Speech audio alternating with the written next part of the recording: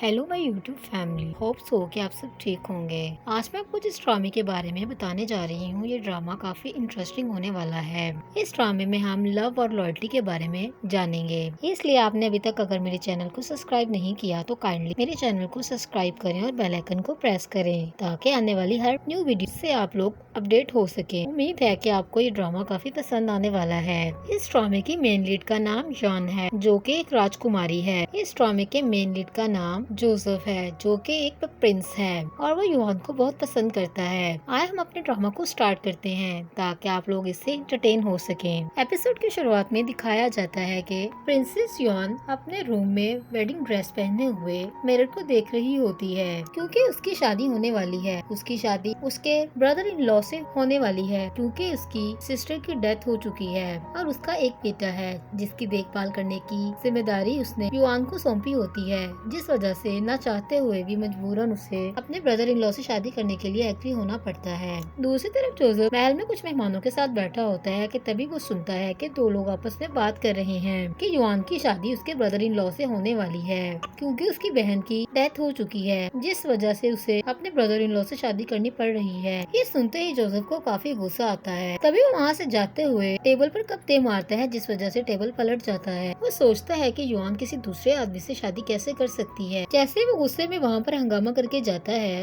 Crown Prince वहाँ पर आ जाता है तो उसके सोल्जर उसे कहते हैं कि जिसने ये सब कुछ किया है हम उसे अरेस्ट करेंगे। दूसरी तरफ जोसेफ युआन के कमरे में चला जाता है और उसको पीछे से पकड़कर उसकी आंखों पे हाथ रखता है। उसे कहता है कि क्या वो उसका इंतजार कर रही थी, जिस पर वो घबराते हुए उससे अपना आप छुड़वाने की कोशिश करती है। जोसेफ उसे अपनी ओर खींचता है और उसे कहता है कि तुम किसी दूसरे आदमी से शादी कर रही हो। उसे कहता है कि तुमने ये वेडिंग ड्रेस इंग्लैंड के लिए पहना है, जो कि तुम्हारी बहन का पहला पति था। युआन जोसेफ को जाने के लिए कहती है, तभी वो उसे बेड पर दे मारता है। वो उसे पूछता है कि वो ऐसा क्यों कर रही है। जोसेफ उसे कहता है कि क्या तुम मुझे ये बात बता सकती हो कि तुम मुझसे शादी क्यों नहीं करना चाहती। जैसे ही जोसेफ उसके करीब होने लगता है, वो उसे कहती है कि हम क्राउन प्रिंस के महल में हैं, तुम्हें होश से काम लेना चाहिए। तभी वो उसे गर्दन से पकड़कर कहता है कि तुम इस ड्रेस में काफी हसीन लग रही हो, बट इसमें बुराई ये है कि तुमने किसी दूसरे इंसान के लिए पहना है। जैसे ही वो उसे किस करने के लिए झुकने लगता है, वो उसे धक्का देकर पीछे करती है। जोसेफ उसे कहता है कि इंग्लैंड की नजर सिर्फ तुम्हारे महल और तुम्हारी दौलत पर है, फिक्र मत करो, वो तुम्हें छुएगा नहीं। तुम सिर्फ मेरा इंतजार करना जब तक मैं तुम्हें ले ना जाऊं। जिस पर युआन रोने लगती है।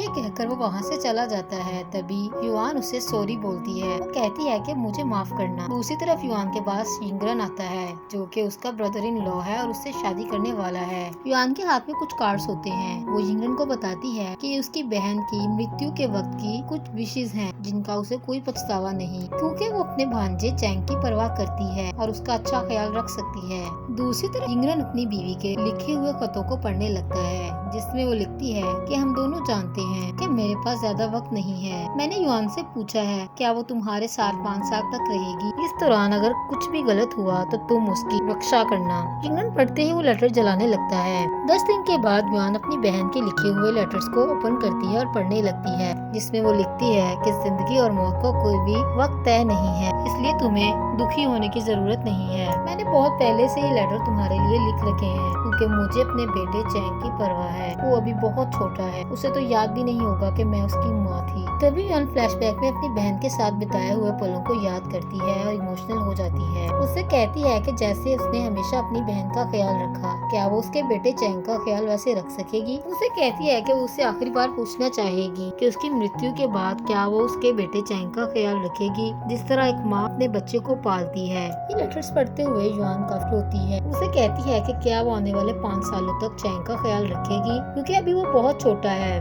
आने वाले 5 साल तक वो उसका ख्याल रखे ताकि वो अच्छी तरह से पढ़ लिखने के काबिल हो जाए और मुझे माँ कह सके। अपनी बहन से कहती है कि ये उसकी आखिरी एक विश है इस दुनिया से जाने से पहले की। युआन फूंड कर रोने लगती है। दूसरी तरफ इंग्रन युआन के पास आता है और उसे कहता है कि तुम इस जगह पर काफी अरसे से रुकी हुई हो, अब तुम्हारे जाने का समय आ चुका है। मैं अपनी हालात को जानता हूँ, चैंग अभी बहुत छोटा है, अगर मैं मर गया तो तुम दोनों बाहर के लोगों का मुकाबला नहीं कर पाओगे और कोई भी कानून की पासदारी नहीं कर पाएगा। उसे कहता है कि अगर वो जिंदा रहा तो वो उन दोनों के लिए बहुत कुछ कर सकता है। उसे कहता है कि हम ऑलरेडी इस चीज के खिलाफ हैं, जिस पर यान उसे बताती है कि उसने नानचन के प्रिंस को हेल्प के लिए बुलाया है, जिसके लिए उसने उसे लेटर सेंड किया है। उसे बताती है कि उसके पास अभी भी एक स्ट्रॉन्ग आर्मी मौजूद है, जिस पर यिंगरन उससे पूछता है कि उसने कितने दिन पहले लेटर को सेंड किया। तभी उसे बताती है कि उसने 7 दिन पहले लेटर सेंड किया है। यिंगरन कहता है कि उसे डर है कि कहीं नानचन का बादशाह हमारी बात को अनसुना न कर दे। अभी वो बात कर ही रहे होते हैं कि तभी बाहर से शोर आता है कि इस जगह पर अटैक हो चुका। की शुरुआत में दिखाया जाता है कि यिंगरन यान को कहता है कि मैं तुम्हें किसी के साथ पिछले दरवाजे से बाहर निकालता हूँ ताकि तुम सुरक्षित रह सको। दूसरी तरफ वो चैंग के पास जाती है और उसे पूछती है कि क्या वो ठीक है। तभी उसकी मेड उसे कहती है कि इससे पहले कि दुश्मन तुम लोगों पर हमला करे यहाँ से निकलना चाहिए। जैसे ही वो वहाँ से निकलने लगती हैं, तभी कुछ सैनिक उन पर तलवार लेकर हमला करने लगते हैं। दोनों ग्रोहों में सैनिकों की जंग होती है जिसमें काफी सैनिक मारे जाते हैं। तभी यान को बताया जाता है कि वो और प्रिंस इस जगह पर बिल्कुल सेफ हैं। जैसे ही वो शुक्रिया अदा करने के लिए नीचे झुकने लगती है तो उसे कहता है तुम्हें ये करने की जरूरत नहीं है।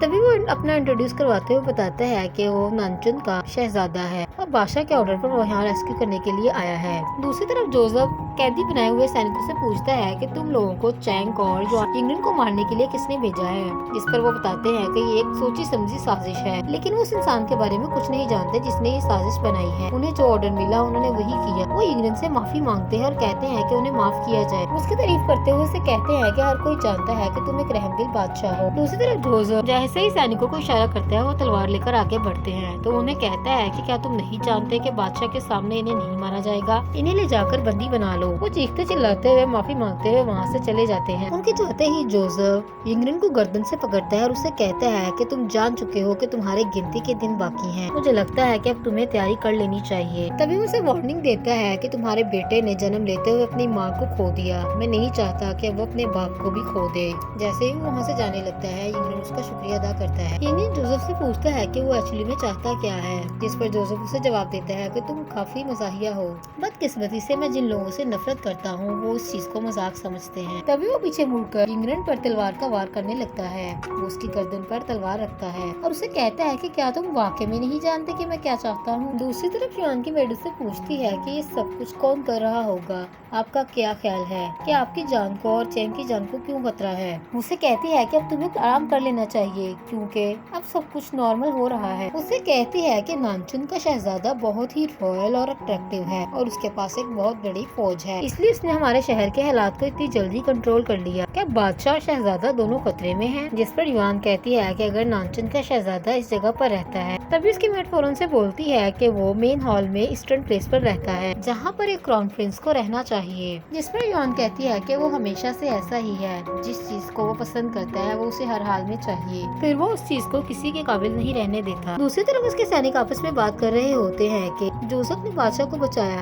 तो तुम्हें क्या लगता है कि उसने उसे इनाम में क्या दिया होगा। तभी वहाँ से युआन गुजर रही थी। वो सैनिक आपस में बात कर रहे थे कि क्या उसने अपनी ग्रांट लेडी उसे दी है। जैसे ही वो युआन को देखते हैं बात करते रुक जाते हैं। तभी युआन सोचती है कि अगर वो आज रात उसे देखने के लिए नहीं गई तो वो कल के लिए बहुत बड़ा हंगामा खड़ा कर देगा, क्योंकि अगर वो अपने पागलपन की दौरे पर आ गया तो वो हर चीज को तबाह कर देगा, यहाँ तक कि चैंग को भी उससे खतरा है। ये सोचते हुए वो कदम बढ़ाते हुए आगे बढ़ती है। दूसरी तरफ वो जैसे ही उसके रूम में पहुँचती है वो अपनी तलवार साफ करने में मसरूफ होता है। वो उसके कदमों की आहट पहचान लेता है और उसे कहता है तो तुम आ गई, लेकिन तुम कोई बात नहीं करोगी, तुम मुझे नर्वस करना चाहती हो। तभी वो फ्लैशबैक में देखता है कि जब वो उससे पूछता है कि क्या उसके दिल में अभी भी उसके लिए कुछ फीलिंग्स हैं, जिस पर वो उसे कहती है कि यिंगरन एक क्राउन प्रिंस है और वो उससे शादी करेगी। तभी वो उसे धुतकारते हुए कहती है कि तुम मुझे वो नहीं दे सकते जो मैं तुमसे चाहती हूँ, इसलिए तुम्हें ये सब कुछ करना बंद कर देना चाहिए। ये कहते हुए वो आंखों में आंसू लिए वहाँ से चली जाती है। तभी वो चिल्लाते हुए दुखी आवाज में से कहता है कि तुम्हें एक दिन तुम्हारे फैसले पर पछतावा जरूर होगा। दूसरी तरफ यान उसका शुक्रिया अदा करती है कि उसने उन तीनों की जान बचाई। उससे कहती है कि वो यहाँ पर उसे अप्रिशिएट करने के लिए आई है क्योंकि उसने उसकी और चैंग की जान बचाई है। उसकी मदद के लिए उसकी शुक्रगुजार है। तभी उससे कहता है कि तुम्हारे साथ क्या मसला है, तुमने मुझे लेटर में प्रॉमिस क्यों किया,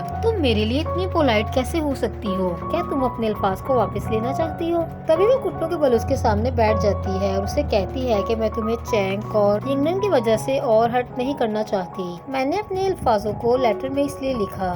जिस पर उठकर उसके पास आता है और उसे कहता है कि तुमने कपड़ों की जो तह पहन रखी हैं, क्या ये तुम्हारी सिंसियरिटी को शो करती है। तभी वो कहता है कि तुम उस बास्टर और यिंगरन के लिए मेरे साथ ये सब कुछ कर रही हो। जिस पर वो फौरन से कहती है कि चैंग बास्टर नहीं है, वो वो मेरा बेटा है और यिंगरन तुम्हारा भाई है। मुझे उम्मीद है कि तुम अपने अल्फाज पर गौर करोगे।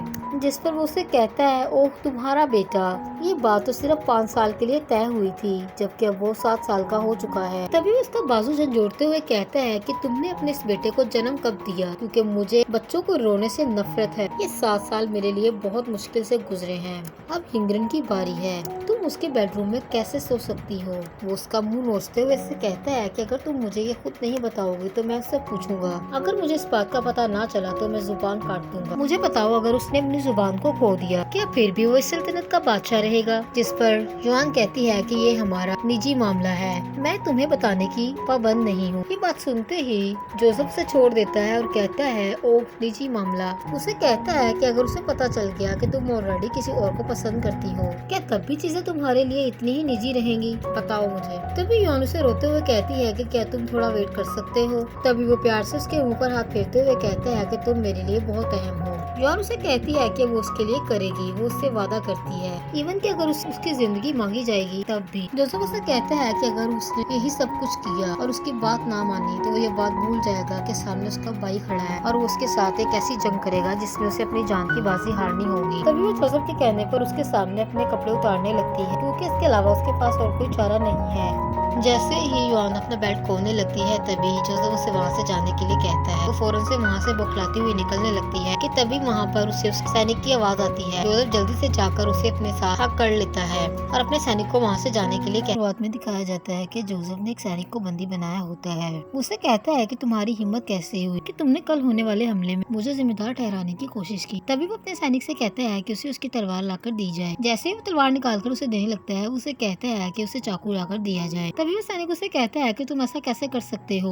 तुम्हें ये नहीं करना चाहिए, क्योंकि ये तुम्हारे लिए बहुत खतरनाक साबित हो सकता है। इससे तुम्हारी रेपुटेशन भी खराब हो सकती है। जिस पर जोसेफ हंसते हुए कहता है कि तुम्हें क्या लगता है कि मैं अपनी रेपुटेशन के डर से तुम्हें छोड़ दूंगा? उसे कहता है कि शायद तुम भूल चुके हो। तभी वो टिश्यू पेपर से अपने हाथ साफ करते हुए कहता है, जो कि खून से लथपथ होते हैं, कि तुम यही डिजर्व करते थे। ख्वामख्वाही तुम्हारे गंदे खून से मेरे गंदे हो गए। दूसरी तरफ युआन यिंगरन से कहती है कि क्या वो उसे कुछ कहना चाहता है, जिस पर वो उसे बताता है कि जोसेफ उसे चाहता है। तभी वो फौरन से उठकर उसके कदमों में बैठने लगती है और कहती है कि ये सारी गलती मेरी है। जिस पर वो उसे उठाते हुए कहता है कि इसमें तुम्हारा कोई कसूर नहीं है। उसे कहता है कि तुमने अपनी खुशियों को कुर्बान करते हुए और उनका गला घोटते हुए एक ऐसे बच्चे की परवरिश में मेरा साथ दिया है जिससे तुम्हारा कोई खूनी रिश्ता नहीं है। उसे कहता है कि उसे इस जगह पर उसकी मर्जी के खिलाफ लाया गया था, इसलिए ये उसकी नहीं बल्कि यिंगरन की गलती है। जिस पर युआन कहती है कि जब वो पैदा हुई तो उसकी माँ इस दुनिया से चली गई, इसलिए वो चैंग के दर्द को महसूस कर सकती है और वो नहीं चाहती कि जिस दर्द में उसने अपनी जिंदगी गुजारी है, चैंग भी उसी तरह अपनी जिंदगी गुजारे। उसे कहती है कि अगर उसकी बहन वान ने उसकी परवरिश ना की होती और उसकी सहायता ना की होती तो आज वो उसके सामने जिंदा खड़ी ना होती। युआन कहती है कि उसकी बहन उसके लिए बहुत पॉसेसिव थी, इसलिए वो भी उसके बेटे के लिए बहुत पॉसेसिव है। तभी यिंगरन उसका हाथ पकड़ते हुए से कहता है कि तुम्हें हर चीज के लिए खुद को ब्लेम नहीं करना चाहिए, क्योंकि तुम अकेले इन सब की जिम्मेदार नहीं हो। उसे कहता है कि जब वो इस जगह पर आई तो क्या इसने अपनी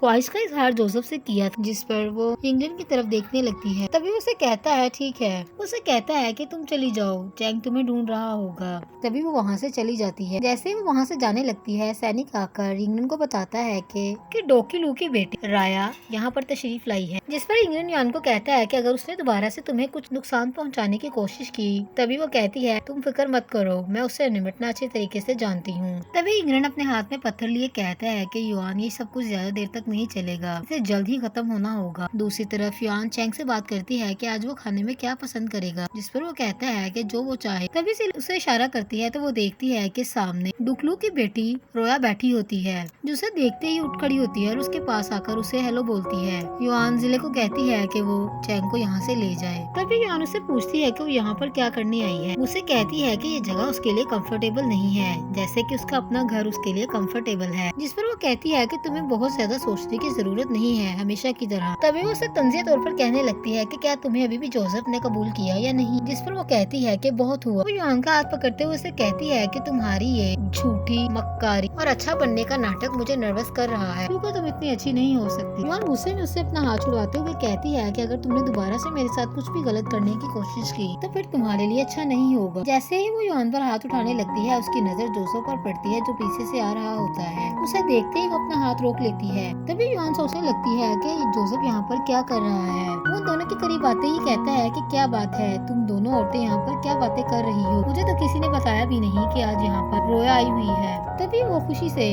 जोसेफ को हेलो बोलती है। रोया जोसेफ को बताती है कि उसके बाप ने उसे यहाँ पर भेजा है ताकि वो यहाँ के रूल्स को देख सके कि कौन यहाँ की देखभाल अच्छे तरीके से कर रहा है और यहाँ की प्रॉपर्टीज कितनी सेफ है। तभी वो बताने लगती है कि नंचन की आर्मी एक ब्रेव आर्मी है जो कि हर मुश्किल हालात का सामना डटकर कर सकती है। तभी वो जोसेफ से कहने लगती है कि इंग्लैंड के मरने के बाद तुम ही इसके अगले बादशाह बनोगे। जिस पर जोसेफ उसे कहता है कि तुम यहाँ पर सिर्फ ये देखने आई हो कि प्रॉपर्टीज किसके अंडर में काम कर रही हैं। उसे कहता है कि सोचो, अगर यहाँ के बादशाह के मरने से पहले हम दोनों के दरमियान में कोई जंग हो जाए तो कैसा होगा? क्या ये ठीक रहेगा? जिस पर युआन उसकी तरफ देखती है। तभी रोया कहती है कि बातों में ताकत नहीं होती, कुछ कर दिखाने में ही ताकत होती है।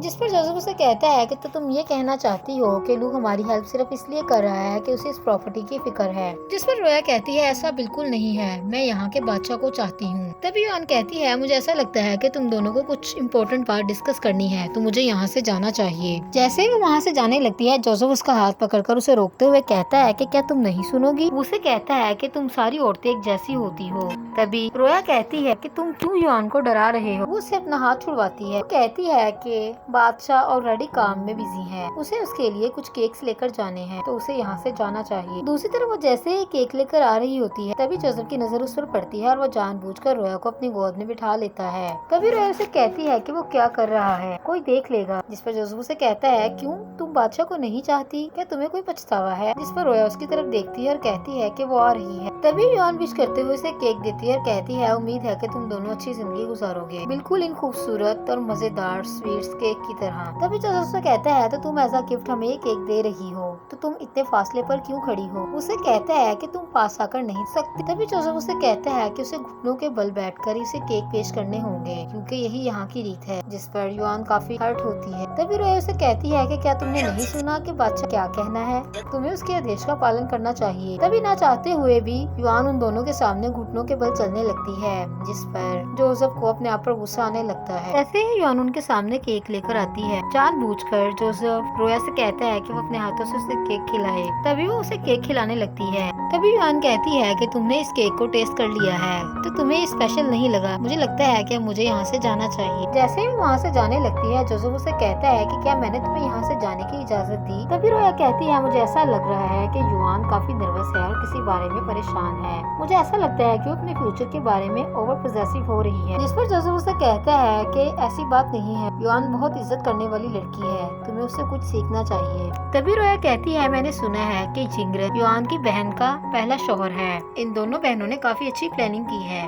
जब इसकी बड़ी बहन के मुंह में चली गई तो तभी इसने उसके हस्बैंड से शादी करने का फैसला कर लिया ताकि ये सारी चीजें इसके हाथ में रहे। ये खुद को टॉप पर लेकर जाना चाहती है ताकि इस सल्तनत की मालिक बन सके। युआन को ये सब सुनकर काफी गुस्सा आता है और वो केक की ट्रे को हाथ से गिराते हुए रोया के मुंह पर थप्पड़ दे मारती है। जिस पर उसे कहती है कि तुम्हारी हिम्मत कैसे हुई मेरे मुंह पर चांटा मारने की? तभी उसे कहती है कि उसकी बहन एक अच्छी इंसान थी और वो सामने उसके लिए ये सब बकवास नहीं कर सकती। उसकी हिम्मत कैसे हुई कि वो उसकी बहन को जज करे? तभी वो जोसेफ पर चिल्लाते हुए कहती है कि क्या तुम सिर्फ नाम के बादशाह हो? इस लड़की को किसने इजाजत दी कि वो मुझसे इस तरीके से बात कर सके? युआन उसे कहती है कि वो यहाँ पर सिर्फ रिप्लेसमेंट पर आई है, वो एक खिलौना है, इसलिए उसे अपने रवैये पर गौर करनी चाहिए। तभी गुस्से से रोया जोसेफ की तरफ देखती है। तभी वो जोसेफ से कहती है और क्या तुम समझते हो कि हर चीज तुम्हारी मर्जी के मुताबिक होगी? उसे कहती है कि तुम्हें खुशफहमी रखने की जरूरत नहीं है। ये कहकर वो वहाँ से चली जाती है। तभी रोया उसे कहती है कि इसकी हिम्मत कैसे हुई कि वो तुमसे ऐसे बात कर सके? उसे कहती है कि तुम एक अच्छे इंसान हो और एक टैलेंटेड बादशाह हो, तुम्हें अपनी बेइज्जती नहीं भूलनी चाहिए बल्कि इसका बदला लेना चाहिए। जिस पर जोसेफ उसे कहता है कि तुम सिर्फ एक रिप्लेसमेंट लड़की हो,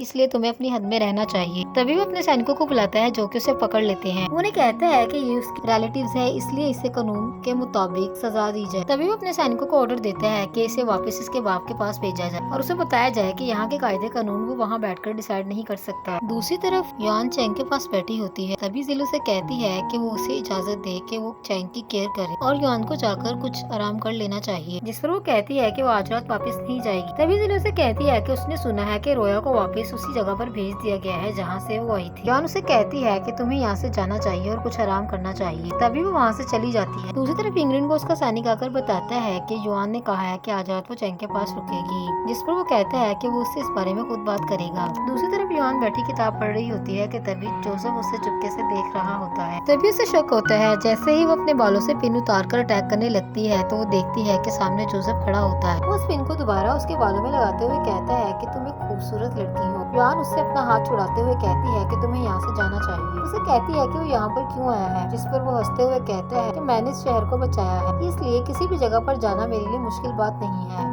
जैसे ही जोसेफ उसे किस करने लगता है वो अपना मुंह पीछे करते हुए कहती है कि तुम क्या कर रहे हो, जिस पर वो कहता है कि मैं तुम्हें वो इनाम देना चाहता हूँ जो तुम बहुत पहले से डिजर्व करती हो। जोसेफ उसे कहता है कि क्या तुम्हें पछतावा है, तुम अपना किया हुआ वादा भूल चुकी। जोसेफ उसे कहता है कि तुम बात क्यों नहीं कर रही, रोया के सामने तो तुमने बहुत अच्छा सीन क्रिएट किया, अब तुम्हारी जुबान क्यों बंद है। जिस पर वो उसे कहती है कि ये वो जगह नहीं है। तभी वो उसकी बाजू छोड़ देता है। जैसे ही वो चैंग की तरफ देखती है वो उसकी गर्दन पकड़ता है और उसे कहता है कि तुम वहाँ क्यों देख रही हो। उसे कहता है कि अभी मैं तुम्हारे सामने मौजूद हूँ, तुम मेरी मौजूदगी में किसी और की तरफ कैसे देख सकती हो। दूसरी तरफ इंग्लैंड वहाँ पर पहुँच जाता है और वो डोर को नॉक करता है। तभी उसका सैनिक योहान से पूछता है कि क्या वो जाग रही है, अगर वो जाग रही है तो वो आकर इंग्लैंड से मिल ले। तभी इंग्लैंड उसे वहीं पर खड़ा कहता है कि मैंने तुम्हारे और रोया के बारे में सुना, तुम दोनों के दरमियान में आज जो कुछ भी हुआ मैं उस वजह से काफी परेशान हूँ, इसलिए मैं तुमसे मिलने के लिए आ गया, क्या मैं अंदर आ सकता हूँ। तभी जोसेफ उसे अपनी बाह में ले लेता है और उसे पास पड़े टेबल पर लेटा देता है। बाहर से इंग्लैंड उसे आवाजें देता है। जोसेफ उसे लिप किस करने लगता है, जिस वजह से उसे कोई जवाब नहीं दे पाती। बाहर खड़ा उसे कहता है कि मैं तुम्हारे लिए बहुत परेशान हूँ, मैं तुमसे मिलना चाहता हूँ। तभी योहान उसे कह देती है कि अभी वो उससे नहीं मिल सकती क्योंकि वो पहले ही बहुत डिप्रेस्ड है, इसलिए वो उसके साथ माजरत करती है। जोसेफ उसके बात करने के दौरान उसे किस करता है। तभी उसे कहता है कि वो खुद से अंदर आ रहा है क्योंकि वो उसे और चैंग को देखना चाहता है। तभी योहान उसे कहती है कि ऐसा मत करना, तुम्हें वापस जाना चाहिए। जैसे ही इंग्लैंड वहाँ से जाता है योहान जोसेफ से कहती है कि तुम्हें इस वक्त यहाँ पर नहीं आना चाहिए था, जिस पर उसे कहता है कि तुम ऐसा कैसे कह सकती हो। उसे कहता है कि तुम मुझे अच्छे तरीके से जानती हो, अगर मैं अपसेट होगी तो मैं इस शहर को तबाह कर सकता हूँ। जैसे ही योहान उसके करीब जाने लगती है उसे बालों से पकड़ता है और कहता है कि तुम मेरे इतना क्लोज होने की कोशिश क्यों कर रही हो। उसे कहता है कि उसने उसे बहुत डिसअपॉइंट किया है। ये कहकर वो वहाँ से रात में दिखाया जाता है कि योहान जैसे ही चैंग से बातें करते हुए अपने कमरे की ओर आती है वो देखती है कि सामने जोसेफ बैठा होता है। चैंग उसे देखकर गुस्सा करने लगता है और कहता है कि तुमने मेरी माँ का मग कैसे यूज किया। चैंग को रोकते हुए योहान उसे कहती है कि अगर ये उसे पसंद है तो वो इसे यूज कर सकता है। तभी जोसेफ योहान से पूछता है कि क्या ये तुम्हें इंग्लैंड ने गिफ्ट किया है और जानबूझकर उसे गिरा देता है, जिस पर चैंग उसे कहता है कि उसकी हिम्मत कैसे हुई ऐसा करने की। तभी योहान उसे रोकते हुए कहती है कि यहाँ पर आने वाला हर व्यक्ति हमारा गेस्ट है और इसकी इज्जत करना हम पर फर्ज है। तभी जोसेफ उठकर आता है और योहान से कहता है कि यहाँ पर आने वाला हर व्यक्ति एक गेस्ट है। उसे कहता है कि तुम लोग अपने मेहमानों को कैसे ट्रीट करते हो। तभी जोसेफ से कहता है कि तुम बच्चे के सामने मासूम बनने की कोशिश कर रही हो, लेकिन अफसोस कि तुम्हारी ये कोशिश नाकाम है। उसे कहता है अनफॉर्चुनेटली आज मैं कहीं नहीं जाने वाला बल्कि इसी जगह पर रुकूंगा और यहीं पर सोऊंगा। जिस पर चैंग उसे कहता है कि तुम ऐसा कैसे कर सकते हो, तुम मेरे बाप की जगह बिल्कुल नहीं सो सकते। योहान उसे रोकते हुए कहती है कि उसे अपने से बड़े से ऐसे बात नहीं करनी चाहिए। तभी जोसेफ गुस्से से चैंग की तरफ देखता है और उसे कहता है कि क्या तुम दोबारा कहने की हिम्मत करोगे।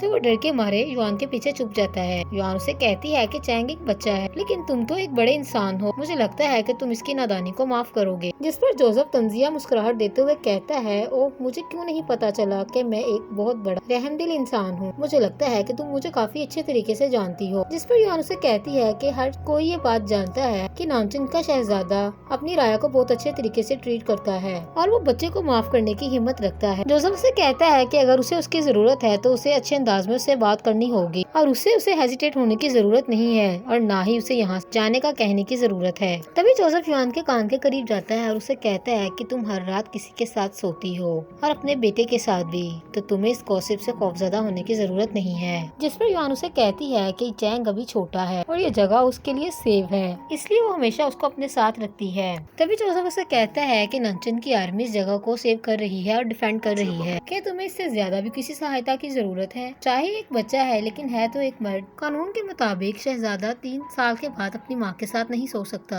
और तुम इससे अभी तक अकेला नहीं छोड़ना चाहती। तभी वो फौरन से जिले को आवाज देती है और उसे कहती है कि चैंग यहाँ से ले जाए। तभी चैंग उसे अपना हाथ छुड़वाते हुए कहता है कि मैं इसके साथ नहीं जाऊंगा। उसे कहता है कि आपको इतनी बुरी तरह ट्रीट नहीं कर सकते। जिस पर योहान उसे कहती है कि उसे वापस जाना चाहिए। तभी जिले से वहाँ से ले जाती है। जैसे ही उसे वहाँ से लेकर जाती है जोसेफ पीछे से दोनों बाजू से योहान को पकड़ लेता है और अपने साथ लगाता है और उसे कहता है क्या खूब है कि तुमने इससे सौतेली माँ वाला बर्ताव किया। जोसेफ उसे कहता है कि क्या वो बता सकती है कि वो इंग्लैंड के सामने कैसा फील करती है। जोसेफ उसे कहता है कि क्या वो इंग्लैंड को उसी तरह ट्रीट करती है जैसे उसने इस रात जोसेफ को ट्रीट किया जब वो उससे मिलने के लिए आया था। दूसरी तरफ जिले चैंग को लेकर जा रही होती है कि तभी रास्ते में सैनिक आकर उसका रास्ता रोकता है, जिस पर उसे कहती है कि उसे क्या चाहिए। तभी वो उसे जाने के लिए रास्ता देता है और कहता है कि वो उसके साथ बाद में बात करेगा। दूसरी तरफ युआन जोसेफ के सामने खड़ी होती है। जोसेफ बाहर उसके सामने खड़ा होता है और उसे कहता है कि अब तुम्हें किस चीज का इंतजार है, क्या तुम्हें नहीं पता कि मुझे अनड्रेस कैसे करना है। तभी वो डरते हुए जैसे उसके करीब जाती है वो उसे दोनों हाथों से पकड़ लेता है और अपने कपड़े उतरवाने लगता है। तभी जोसेफ उसे कहता है कि तुम्हारी इसी मासूमाना शक्ल ने इंग्लैंड को इम्प्रेस किया है। दूसरी तरफ जैसे ही युआन उसके कपड़े उतारती है वो अपना मुंह फौरन से फेर लेती है। दूसरी तरफ वो जैसे ही शावर टब में बैठता है युआन उसके शोल्डर्स को दबाने लगती है, जिससे उसे काफी अच्छा फील होता है। तभी वो उसका हाथ पकड़कर उसे अपनी ओर खींचता है और उसे कहता है कि वो अपने कपड़े चेंज करे। दूसरी तरफ जैसे ही सैनिक हाथ में ट्रे थमाए ड्रिंक लेकर आता है वो युआन को बताता है कि शहजादा डेली ये ड्रिंक पीता है जो कि इसकी सेहत के लिए हानिकारक है। उसे कहता है कि मैं आपसे कन्विंस करता हूँ कि आप उन्हें ये चीज करने के लिए रोकें। युआन के अंदर जाते ही वो दरवाजा बंद करके पहरा देने लगता है। दूसरी तरफ युआन जैसे ही ड्रिंक लेकर अंदर आती है जोसेफ उसे कहता है कि तुम उससे क्या बात कर रही थी, जिस पर वो बताती है कि सैनिक उसे कह रहा था कि ये ड्रिंक शहजादे की सेहत के लिए हानिकारक है और मैं तुमसे पूछूं कि तुम इतनी ड्रिंक क्यों करते हो। दूसरी तरफ जोसेफ उसे हैंड फैन दिखाते हुए कहता है कि क्या ये तुम्हें इंग्लैंड ने दिया है, जिस पर युआन बताती है नहीं, ये उसकी बहन ने मरने से पहले उसे दिया था। जोसेफ उसे कहता है कि तुम इस किस्म की चीजों को कैसे संभाल के रख सकती हो, क्या तुम्हें इसकी जरूरत है, जिस पर युआन उसे कहती है कि अगर वो उसे पसंद है तो वो रख सकता है। जोसेफ उसे कहता है कि वो उसे ड्रिंक दे। तभी वो उसे ड्रिंक देती है। जैसे वो ड्रिंक लेकर आती है वो उसे अपनी ओर खींचता है और ड्रिंक उसके कपड़ों पर गिर जाती है, जिस पर युआन उसे माफी मांगती है और उसके कपड़े को साफ करने लगती है। तभी उसका बाजू घुमाकर अपनी गोद में उसे बिठा लेता है। उसे कहता है कि वो उसे किस करे और अगर उसने ऐसा ना किया तो उसके साथ अच्छा नहीं होगा। वो उसे कहता है कि क्या तुम दोबारा से इंग्लैंड और चैन की वजह से परेशान हो। जोसेफ उसे कहता है कि तुम सच में एक सौतेली माँ हो। उसे कहता है कि उसने जो भी उसे कहा है वो उसे करना पड़ेगा। जैसे ही वो उसकी तरफ अपना फेस टर्न करती है वो दोबारा पीछे होने लगती है, पर वो गुस्से में आ जाता है और उसे कहता है कि तुम मुझे अवॉइड क्यों कर रही हो। जोसेफ उसे कहता है कि अगर उसने उसका हुक्म नहीं माना तो वो अपनी आर्मी को ऑर्डर देगा कि वो अभी यहाँ से चली जाए और फिर इस जमीन को कोई नहीं बचा पाएगा। अगर वो इसको बचाना चाहती है तो उसे वही करना पड़ेगा जो उसे कहा जा रहा है। तभी वो गुस्से में आकर अपने सैनिक को हुक्म देता है कि अपनी फौज तैयार करो और हम अभी यहाँ से निकल रहे हैं, जिस पर युआन उसे कहती है नहीं नहीं, शहजादा मजाक कर रहा है और तभी वो उसे लिप किस करने लगती है। दूसरी तरफ जोसेफ के सामने टेबल पर नाश्ता पड़ा होता है जिसे इग्नोर करके वो अपने ख्यालों में खोया होता है। तभी पास खड़ा उसका स्पेशल सैनिक उसे कहता है कि क्या बात है, क्या आज आपको नाश्ता पसंद नहीं आया, जिस पर वो उससे पूछता है कि वो कहाँ पर है। तभी उसे बताता है कि वो चैंग से मिलने के लिए गई है और उसके बाद वो इंग्लैंड को मेडिसिन देने के लिए जाएगी। तभी अचानक से वहाँ पर चैंग नाइफ लेकर आता है और वो जोसेफ पर अटैक करने लगता है। वो उसे कहता है कि वो एक बुरा आदमी है इसलिए वो उसे मार डालेगा, जिस पर जोसेफ उसके हाथ से चाकू खींचता है और उसे पीछे की तरफ धक्का देता है, जिससे चैंग गिर जाता है। जोसेफ उसे कहता है बहुत खूब, अपने बाप के मुकाबले में तुम तो काफी जरूरतमंद हो। तभी वो जोसेफ पर दोबारा से अटैक करने लगता है तो वो उसे पकड़ लेता है। दूर खड़ा सैनिक ये सब कुछ देख रहा होता है। तभी वहाँ पर युआन आ जाती है। वो चैंग को देखकर फौरन से उसके पास जाती है। जितनी देर में वो चैंग के पास पहुँचती है जोसेफ उसे गिरा देता है। तभी वो फौरन से उसे उठाती है और उससे पूछती है कि क्या वो ठीक है। चैंग गुस्से में उसे कहता है कि वो उसे मार डालेगा। जोसेफ चैंग से कहता है कि वो यहाँ से चला जाए। युआन गुस्से में जोसेफ की तरफ देखती है। उसे कहता है कि तुम्हारा बेटा मुझे मारना चाहता है, क्या उसे कानून के बारे में कुछ नहीं बताया गया, मुझे इससे ये एक्सपेक्टेशन बिल्कुल नहीं थी, क्या तुम इस मामले को खुद कवर करना पसंद करोगी। तभी युआन उसे कहती है चलो,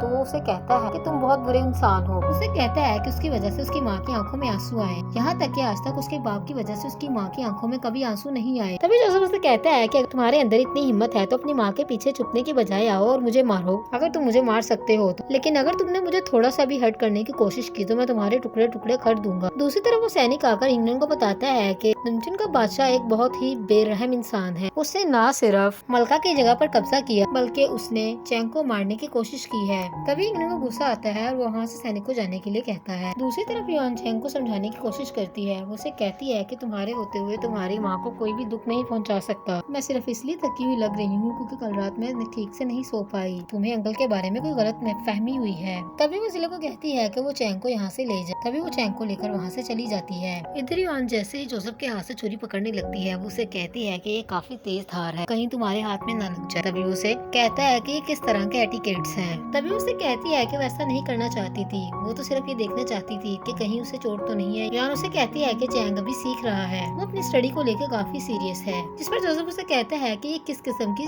चीजें सीख रहा है। जोसेफ उसे कहता है कि उसे चैंग के रवैये को चेंज करने की जरूरत है, उसे इस पर काम करना चाहिए। अभी वो बात कर ही रहे होते हैं कि तब भागा भागा एक सैनिक आता है और वो युआन आकर बताता है कि इंग्लैंड को पता नहीं क्या हो गया है, जिस पर जोसेफ उसे कहता है क्या हुआ, क्या वो मर गया, जिस पर युआन उसकी तरफ गुस्से से देखती है और उसे कहती है कि रुको मैं अभी आती हूँ। जोसेफ उसे कहता है कि तुम जा सकती हो। इधर वो इंग्लैंड के पास आती है और उसे पूछती है कि क्या बात है, क्या वो किसी वजह से परेशान है, जिस पर उसे कहता है कुछ नहीं हुआ। उसे कहता है कि अचानक से उसकी गर्दन पर सूख धब्बे पड़ने लगे हैं, लेकिन वो फिक्र ना करे, वो जल्द ठीक हो जाएगा। तभी युआन उसे कहती है कि बगैर किसी वजह से ऐसा कैसे हो सकता है, क्या ये सब कुछ मेडिसिन की वजह से हो रहा है। युआन कहती है कि उसे मेडिसिन को चेक करना होगा। जैसे ही वो वहाँ से जाने लगती है, इंग्लैंड उसे रोक लेता है और कहता है कोई बात नहीं, मैं बिल्कुल ठीक हूँ। तभी वो उसकी गर्दन पर देखती है तो एक कट का निशान होता है। तभी युआन उसे कहती है कि शहजादा ऐसा कैसे कर सकता है। वो सोचती है कि क्या जोसेफ ने ये सब कुछ किया। तभी युआन उसे कहती है कि वो प्रिंसेस बारे में बात करेगी। वो इंग्लैंड से माफी मांगती है, जिस पर वो उसे कहता है कोई बात नहीं, सब कुछ ठीक है। इंग्लैंड उसे कहता है कि वो कुछ आराम करना चाहता है, इसलिए युआन अभी यहाँ से जा सकती है। तभी वो वहाँ से चली जाती है। और की शुरुआत में दिखाया जाता है कि जोसेफ अपना सैनिक चुलू के साथ मिलकर चुपके से डकलू की बातें सुन रहा होता है। डकलू अपने सैनिक को कह रहा होता है कि वो चाहता है कि अपने हाथ उसके खून से रंगे, वो उसे मारना चाहता है। डकलू कहता है कि दुश्मन का दोस्त भी दुश्मन होता है। जैसे ही चूल्हे बात सुनता है, वो फौरन से अपनी तलवार निकालने लगता है, तो जोसेफ उसको रोक देता है और वो दोनों वहाँ से चले जाते हैं। थोड़ी आगे जाकर जोसेफ को पता चलता है कि वो युआन से ली गई खास चीज को पीछे ही गिरा आया है। तभी वो अपने सैनिक को हुक्म देता है कि वो जाए, जोसेफ आ जाएगा, जिस पर वो चला जाता है और वो फौरन से दोबारा से वो चीज उठाने के लिए जाता है कि तभी डकलू के सैनिक शोर मचाते हैं कि क्या वहाँ पर कोई है। दूसरी तरफ युआन से दान कर रही होती है।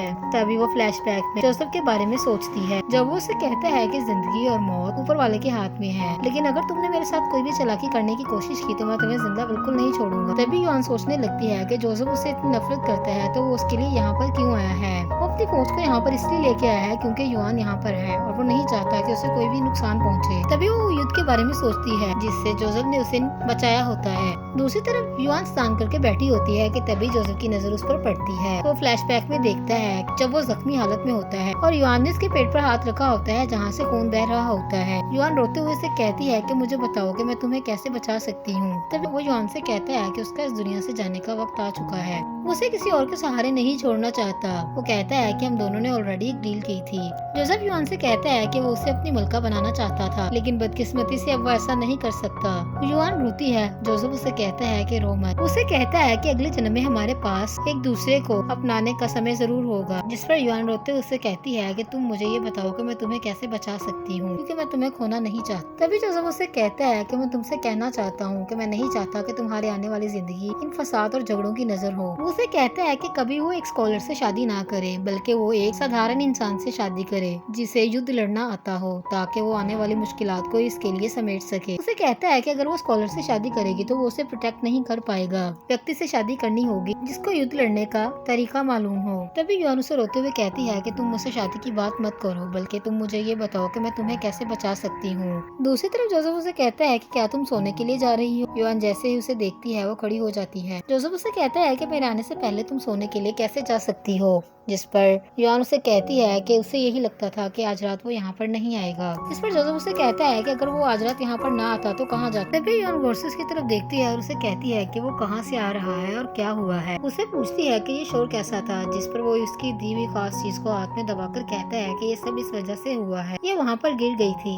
जिस पर युआन उसे कहती है कि वो इसके लिए कल उसे उसके बेल्ट के साथ अटैच कर देगी ताकि वो हमेशा सेफ रहे। जैसे वो उसके करीब होने लगती है, जोसेफ उसे अपनी ओर खींचता है और उसे लिप किस करने लगता है। दूसरी तरफ चोली जोसेफ के पास स्ट्रिंग लेकर जाता है, जिस पर उसे कहता है कि वो उसे कुछ नहीं कहना चाहता, इसलिए वो यहाँ से जा सकता है। तभी उसे हैरानगी होती है कि आज जोसेफ ने ड्रिंक क्यों नहीं की। वो ड्रिंक की ट्रे लेकर वहाँ से चला जाता है। दूसरी तरफ युआन ड्रिंक कर रही होती है और फ्लैशबैक में जोसेफ की कही हुई बातों के बारे में सोचती है। तभी वहाँ इंग्लैंड अपने सैनिक के साथ आ जाता है। जैसे ही उसका सैनिक उसे कुछ कहने लगता है, वो उसे कहता है कि युआन जरूर अपनी बहन को याद कर रही है क्योंकि उसकी डेथ एनिवर्सरी आने वाली है, जाओ और इसकी तैयारी करो। तभी सैनिक वहाँ से चला जाता है तो यिंगरेन सोचने लगता है कि युआन ड्रिंक क्यों कर रही है। उसे उस पर बहुत गुस्सा आता है। अगली सुबह जैसे ही युआन जोसेफ से मिलने के लिए उसके रूम में जाने लगती है तभी चोली उसे रोक लेता है और कहता है कि जोसेफ कल रात ठीक से सो नहीं पाया इसलिए वो भी सो रहा है। अगर उसे कोई जरूरी बात नहीं करनी तो वो उसके बारे में चोली को बता सकती है, जिस पर वो उसे उसका बेल्ट देते हुए कहती है कि ये उसके लिए वो जोसेफ को दे दे। जैसे ही युआन वहाँ से जाने लगती है चोली उसे कहता है कि मेरी बात सुनो, अगर तुम्हें कोई जरूरी काम नहीं है तो दोबारा यहाँ पर मत आना क्योंकि जोसेफ काम में काफी बिजी है। वो उससे काफी रूडली बात करता है। युआन के वहाँ से जाते ही जोसेफ चोली को अंदर बुलाता है। दूसरी तरफ जैसे ही युआन यिंगरेन से मिलने के लिए जाती है तभी उसका सैनिक उसे आता देखकर ड्रामा करना शुरू कर देता है। वो यिंगरेन से कहता है कि अब आपको आराम करना चाहिए, अब कल रात से इन तैयारियों में मसरूफ है। जिस पर यिंगरेन उसे कहता है कि उसकी बीवी की डेथ एनिवर्सरी आने वाली है इसलिए वो चाहता है कि वो उसका हर काम अपने हाथों से करे। ये सुनकर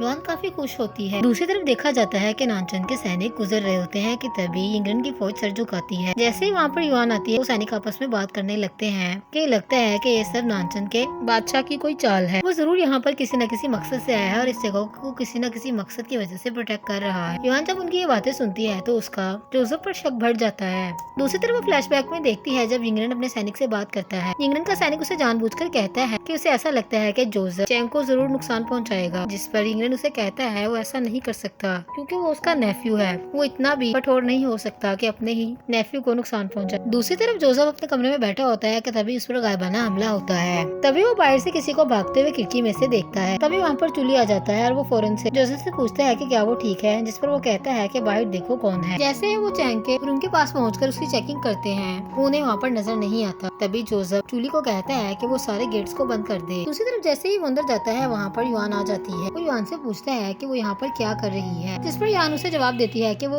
उससे पूछना चाहती है कि वो असल में क्या चाहता है। जोसेफ को हैरानगी होती है कि युआन किस बारे में बात कर रही है। तभी वो अपनी मेट्स को गुस्से में बुलाती है और उनसे पूछती है कि चैंग कहाँ पर है, जिस पर वो कहती है कि चैंग अभी भी यहीं पर था। गुस्से में युआन उन्हें कहती है जाओ और उसे फौरन तलाश करो। तभी जोसेफ उसे पकड़ता है और कहता है कि तुम्हें काम डाउन रहने की जरूरत है। उसे कहता है कि ये लड़ाई का साइन नहीं है, वो जल्द ही पता लगा लेगा कि ये सब कौन कर रहा है और इसके पीछे किसका हाथ है। जोसेफ कहता है कि जरूर वो इंसान ये कर रहा है जो सब कुछ जानता है, ये उसकी सोची समझी साजिश है। जिस पर युआन गुस्से में उससे अपने बाजू छुड़वाती है और कहती है कि नानचन आर्मी की इतनी सख्त पहरेदारी होने के बावजूद ये सब कुछ हो रहा है। यहाँ पर से तो कोई चिड़िया भी उनकी मर्जी के बगैर पर नहीं मार सकती, तो ऐसा कैसे हो गया? चैंग तुम्हारी नाक के नीचे से कहाँ चला गया? जिस पर जोसेफ उसे कहता है कि क्या तुम मुझ पर शक कर रही हो? जिस पर युआन उसे कहती है कि मुझे इस बात से कोई मतलब नहीं है, मुझे सिर्फ इस बात जवाब चाहिए कि ये सब कुछ क्यों हो रहा है। जोसेफ उसे कहता है कि क्या वो उस पर शक कर रही है, यहाँ तक कि वो चैंग की परवाह करता है। जिस पर वो जोसेफ से नजरें फेर लेती है। तभी वो गुस्से में वहाँ से चला जाता है। दूसरी तरफ मेड चैंग को सुला रही होती है कि तभी वहाँ पर यिंगरेन आता है और उससे पूछता है कि क्या चैंग सो गया, जिस पर वो कहती है हाँ। इधर जोसेफ चूली से पूछता है कि इसके पीछे किसका हाथ है, मुझे जल्द से जल्द इसकी रिपोर्ट चाहिए। जिस पर चूली से कहता है कि वो जल्द ही सुराग लगा लेगा। उसी तरफ चलती गाड़ी में से जोसेफ चैंग की जान बचा लेता है। वो चैंग के ऊपर होने वाले हमले को अपने ऊपर ले लेता है और बुरी तरह जख्मी होता है, लेकिन चैंग की जान को बचा लेता है। दूसरी तरफ मेड युआन को आकर बताती है कि चैंग कहीं भी नहीं है, वो कहीं मिस हो गया है। वो कहती है कि हमें यिंगरेन को इन्फॉर्म कर देना चाहिए, जिस पर युआन उसे कहती है कि हम ऐसा नहीं कर सकते, यिंगरेन की कंडीशन पहले ही ठीक नहीं है। युआन की मेड उसे बताती है कि जोसेफ चैंग को ढूंढने के लिए गया हुआ है, जिस पर उसे गुस्सा आता है क्योंकि वो चैंग के खो जाने का जिम्मेदार जोसेफ को समझती है। दूसरी तरफ आग जलाकर जोसेफ और चैंग बैठे होते हैं। तभी जोसेफ ने अपनी आंखें बंद की होती हैं तो चैंग उसे कहता है कि तुम्हें क्या हुआ है, क्या तुम बुरी तरह जख्मी हो? जिस पर जोसेफ उसे कहता है नहीं। वो उसे कहता है कि मैं तुम्हें एक कहानी सुनाता हूँ, जब मैं बीमार होता हूँ तो मेरी माँ मुझे वही कहानी सुनाती है। जिस पर जोसेफ चैंग से कहता है कि वो ये कहानी सुनना नहीं चाहता। उसके मना करने के बावजूद चैंग उसे कहानी सुनाने लगता है। तभी वो चैंग के साथ मिलकर इस स्टोरी को कंप्लीट करता है। वो उससे अपनी बाहों में लेता है और कहता है कि वो अब सो जाए, हम जल्द ही घर वापस चलेंगे। अगली सुबह यिंगरेन युआन के पास आता है और उसे कहता है कि तुम कब तक मुझसे सच छुपाती? जिस पर युआन फौरन से झुकने लगती है तो वो उसे मक्कारी से कहता है नहीं नहीं, मैं तुम्हें बिल्कुल भी ब्लेम नहीं कर रहा, इसमें तुम्हारा कोई कसूर नहीं है, मैं इसका रिस्पॉन्सिबल तुम्हें नहीं समझता, बल्कि ये किसी की सोची समझी साजिश है। असल में यिंगरेन युआन और जोसेफ के दरमियान में मिसअंडरस्टैंडिंग क्रिएट करने की कोशिश करता है। वो युआन को अपनी बाहों में लेता है और उसे कहता है कि मैं समझता हूँ कि तुम्हें इस बात पर यकीन है कि हम सब एक खानदान हैं, इसलिए बहुत सारी चीजों का बर्डन तुम पर है। तभी युआन इमोशनल होकर उसके कंधे से लगकर रोने लगती है। तभी वहाँ पर जोसेफ आ जाता है। चैंग उसके साथ होता है। जोसेफ उन दोनों को देखकर कहता है कि तुम दोनों सच में एक दूसरे से सच्चा प्यार करते हो। युआन जैसे ही चैंग को देखती है वो फौरन से उसे गले लगा लेती है और रोने लगती है। तभी यिंगरेन चैंग से कहता है कि उसे इस तरह नहीं जाना चाहिए था। उसकी माँ उसके लिए बहुत परेशान थी। जिस पर चैंग अपनी माँ से कहता है कि वो बिल्कुल ठीक है। तभी जोसेफ कहता है कि मुझे लगता है कि मुझे यहाँ से चलना चाहिए ताकि आप लोग मिलकर एंजॉय कर सकें। जैसे ही जोसेफ को रोकने के लिए युआन आगे बढ़ने लगती है, यिंगरेन उसे रोकता है और कहता है कि चैंग काफी डरा हुआ है, तुम्हें इसके पास रहना चाहिए। तभी दिल ही दिल में जोसेफ से माफी मांगती। बाद में दिखाया जाता है कि चैंग डरा हुआ होता है। तभी वो अपनी माँ को आवाज देता है, जिस पर युआन उसे कहती है कि उसे डरने की जरूरत नहीं है। वो कहती है कि वो पूरा दिन चैंग के साथ रहेगी, वो कहीं भी नहीं जाएगी। यिंगरेन भी वहीं पर मौजूद होता है। तभी यिंगरेन युआन का हाथ पकड़ता है और उसे कहता है कि वो बहुत लकी है कि उसके पास युआन है। जिस पर वो उसे अपना हाथ छुड़ाते हुए कहती है कि ये आपकी मेहरबानी है। तभी वो फ्लैशबैक में सोचने लगता है कि वो जोसेफ को उसके नाम से पुकारती है, जबकि मुझे बादशाह कहती है। तभी वो युआन से कहता है कि उसे किसी काम से बाहर जाना है, इसलिए चैंग के पास रहे और उसकी केयर करे और उसे छोड़कर कहीं भी ना जाए ताकि वो दोबारा से किसी मुश्किल का शिकार ना हो। दूसरी तरफ यिंगरेन सोचने लगता है कि युआन जोसेफ के करीब होती जा रही है। तभी वो कहता है कि कोई बात नहीं, वो ऐसी चाल चलेगा जिससे वो जोसेफ से नफरत करने लगेगी और हमेशा यिंगरेन के साथ रहेगी। दूसरी तरफ जोली गुस्से में जोसेफ से कहता है कि हम अभी तक इस जगह की केयर क्यों कर रहे हैं और इसकी हिफाजत हमारे ज़िम्मा क्यों है। तभी जोसेफ उसे कहता है कि तुम क्या कहना चाहते हो, जिस पर वो कहता है कुछ नहीं और वहाँ से जाने लगता है। जोसेफ उसे कहता है रुको। वो कहता है कि अगर किसी ने भी इस जगह से जाने की कोशिश की तो वो किसी को नहीं छोड़ेगा। तभी वो जोली को वहाँ से जाने के लिए कहता है और वो वहाँ से चला जाता है। दूसरी तरफ जैसे ही वो झुकने लगता है तो उससे झुका नहीं जाता क्योंकि उसके काफी गहरी चोट आई होती है। दूसरी तरफ जोसेफ अपनी आर्मी को पूरे महल के इर्द गिर्द फैला देता है। इधर यिंगरेन का सैनिक उसे बताता है कि नानचन की आर्मी पूरे महल में बिखरी हुई है। तभी यिंगरेन से उसका सैनिक पूछता है कि वो उससे माफी चाहता है, लेकिन वो उससे पूछ सकता है कि उसके इस प्लान की क्या वजह है जो वो जोसेफ के खिलाफ बना रहा है। तभी यिंगरेन कहता है कि क्या तुमने कभी किसी से मोहब्बत की है, जिस पर उसका सैनिक कहता है कि वो कुछ समझा नहीं। यिंगरेन से कहता है कि अगर उसने किसी से मोहब्बत की होती जो कि उसकी कमजोरी होती तो इस बात को बहुत अच्छे तरीके से समझ जाता। तभी वो सैनिक पर चिल्लाता है और उसे कहता है कि युआन सिर्फ मेरी है और सिर्फ मेरी। फौरन से सैनिक झुक जाता है और वो उससे कहता है कि वो अपनी गुस्ताखी की माफी चाहता है। वो कहता है कि जोसेफ कभी भी युआन तक नहीं पहुंच सकेगा। दूसरी तरफ नामजन की आर्मी का सारे महल पर कड़ा पहरा होता है। इधर युआन चैंग को खाना खिला रही होती है। तभी वो चैंग को कहती है कि ये सब मेरी वजह से हुआ है, मैंने प्रॉपर्ली तुम्हारी केयर नहीं की। जिस पर वो कहता है ऐसी कोई बात नहीं है, वो बिल्कुल ठीक है। वो उसे बताता है कि जोसेफ ने उसकी हिफाजत की और उसे बचाया, वो बहुत अच्छा इंसान है। तभी वो बताता है कि उस पर आने वाले तीरों की बरसात को जोसेफ ने अपने ऊपर बर्दाश्त किया और वो बुरी तरह से जख्मी हो गया। चैंग कहता है कि वो बिल्कुल ठीक है। तभी युआन को जोसेफ का ख्याल आता है। चैंग अपनी माँ से कहता है कि वो फिक्र ना करे, वो बिल्कुल ठीक है। जिस पर युआन उसे कहती है कि उसे इस बात की बहुत खुशी है कि चैंग बिल्कुल ठीक है। तभी युआन चैंग से पूछती है कि कल रात उसके साथ क्या हुआ था, क्या वो उसके बारे में से कुछ बता सकता है, क्या उसने कल रात किसी को देखा। जिस पर वो नैनली के बारे में उसे बताता है जिसे उसने आखिरी दफा सोने से पहले देखा होता है। तभी युआन सोचने लगती है कि वो तो मेरी बहन के लिए काम करती थी, वो ऐसा क्यों करेगी। तभी चैंग उसकी तरफ देखता है और कहता है कि क्या बात है। वो युआन से पूछता है कि क्या हुआ है, जिस पर उसे कहती है कुछ नहीं। उसे कहती है कि वो थक चुका होगा, अब उसे सोना चाहिए और वो कल उससे मिलने के लिए जरूर आएगी। दूसरी तरफ युआन जोसेफ से मिलने के लिए जाती है। वो सोचती है कि हो सकता है कि जो बातें उसने जोसेफ के खिलाफ सुनी वो अफवाहें हों, क्योंकि वो जानती है कि जोसेफ इस तरह का नहीं है और चैंग ने भी उसे बताया कि उसने उसकी जान बचाई है। तभी जूली से बताता है कि जोसेफ बिल्कुल भी अच्छे मूड में नहीं है, इसलिए वो युआन से कोई भी बात नहीं करना चाहता। तो जितना जल्दी हो सकता है युआन यहाँ से चली जाए। जूली से कहता है कि वो फिर कभी आकर उसे बात कर ले। जैसे ही युआन वहाँ से जाने लगती है, जोसेफ फौरन से दरवाजा खोलता है और उसे बाजू से पकड़ लेता है। तभी उसके सैनिक अपना मुंह फेर लेते हैं। वो उसे कहता है कि क्या अभी वो चैंग के बारे में कुछ पूछने या बताने आई है। तभी वो उसे अंदर ले जाता है। जोसेफ उसे कहता है कि वो यहाँ पर किस लिए आई है, क्या उसे दोबारा से उस पर कोई नया शक पैदा हुआ है। जिस पर युआन उसे कहती है कि क्या वो जख्मी है। वो उसे कहती है कि चैंग उसे सब कुछ बताया है कि किस तरह जोसेफ ने अपनी जान पर खेलकर चैंग की जान बचाई है। युआन उसे कहती है इसलिए वो उसका शुक्रिया अदा करने के लिए यहाँ पर आ गई है। उसने उसने अपनी जान पर खेलकर चैंग की जान बचाई है। जिस पर जोसेफ उसे तंजे कहता है कि उसे यहाँ पर नहीं आना चाहिए था, क्योंकि हो सकता है कि इंग्लैंड को उसका यहाँ पर आना अच्छा ना लगे। उसे कहता है कि उसे उसके जख्म के बारे में परवाह करने की जरूरत नहीं है।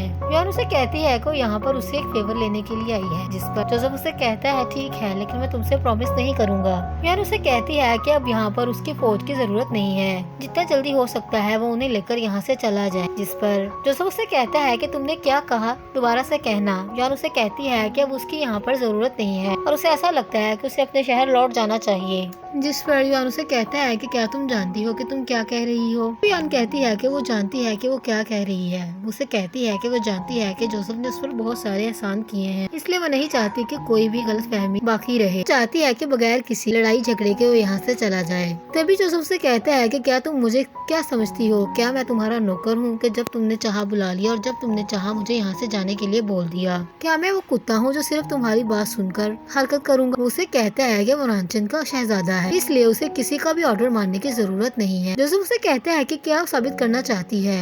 तभी युआन उसे कहती है कि मुझे ऐसा क्यों लग रहा है कि तुम्हारे ऊपर लगे हुए इल्जाम सच साबित हो रहे हैं। तुम अपने भाई का कत्ल करना चाहते हो और इस जगह पर अपना राज जमाना चाहते हो। तभी वो उसे कहता है कि उसने उसकी आंखों में बगावत देखी है। जोसेफ युआन से कहता है कि क्या उसे इतना भी यकीन नहीं है उस पर कि वो इतनी गिरी हुई हरकत नहीं कर सकता। युआन उसे कहती है कि क्या वो उसे प्रॉमिस कर सकता है कि उसके यहाँ पर होने से चैंग को कोई खतरा नहीं होगा। जिस पर वो गुस्से में उसे कहता है कि मैं तुम्हारे हर बात का पालन करने का आदी नहीं हूँ। वो युआन से कहता है कि क्या वो अपने कहे हुए अल्फाजों को वापस ले सकती है। जिस पर युआन उसे कहती है मैं नहीं जानती कि तुम्हें क्या प्रॉब्लम है, लेकिन तुम पहले तो ऐसे बिल्कुल नहीं थे। उसे कहती है कि उसे एक चांस देगी। जिस पर गुस्से में जोसेफ उससे कहता है हाँ, मैं इस तरह का नहीं था, बल्कि बहुत ही नरम दिल इंसान था। मैं हमेशा से लोगों से मोहब्बत करने वाला था। अब मैं गलत इंसान से मोहब्बत करके अपनी मोहब्बत को जाया नहीं करना चाहता। तभी वो उसे कहता है कि जिस दिन उसने इस चांस को अवील किया और वो बगैर किसी रिग्रेट से यहाँ से चला गया, तो उस दिन उसका लहजा नरम नहीं होगा। तभी युआन गुस्से में उसे धक्का देती है और उसकी चोट से खून बहने लगता है। तभी वो अपना रुख मोड़ लेता है और उसे कहता है कि अब उसे यहाँ से चले जाना चाहिए।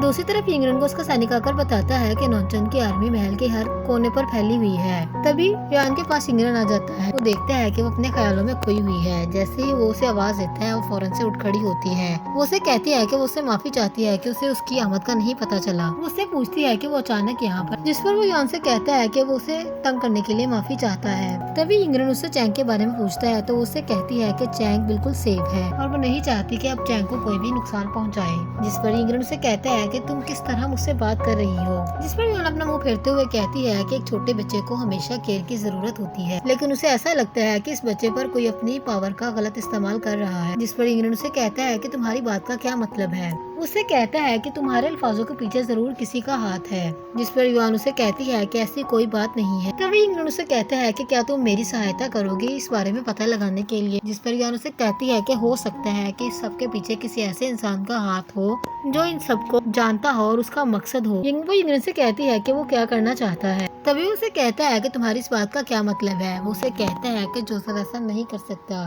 क्योंकि चैंग उसका नेफ्यू है और उसके रगों में वही खून है जो कि चैंग की रगों में है। वो कहता है कि हम एक फैमिली है। वो अलग बात है कि हम एक दूसरे के खिलाफ हो चुके हैं। वो कहता है कि अगर उसे सच में ये सब कुछ चाहिए तो पहले उसे मुझे खत्म करना होगा, उसके बाद ही वो इस शहर में दाखिल हो सकता है। तभी वो जानबूझकर खांसने लगता है और युआन से कहता है कि वो जानता है कि उसके और जोसेफ के बीच में क्या था। जिस पर युआन उसे कहती है रुको, मैं नहीं चाहती कि हम दोनों के दरमियान में कोई मिसअंडरस्टैंडिंग क्रिएट हो।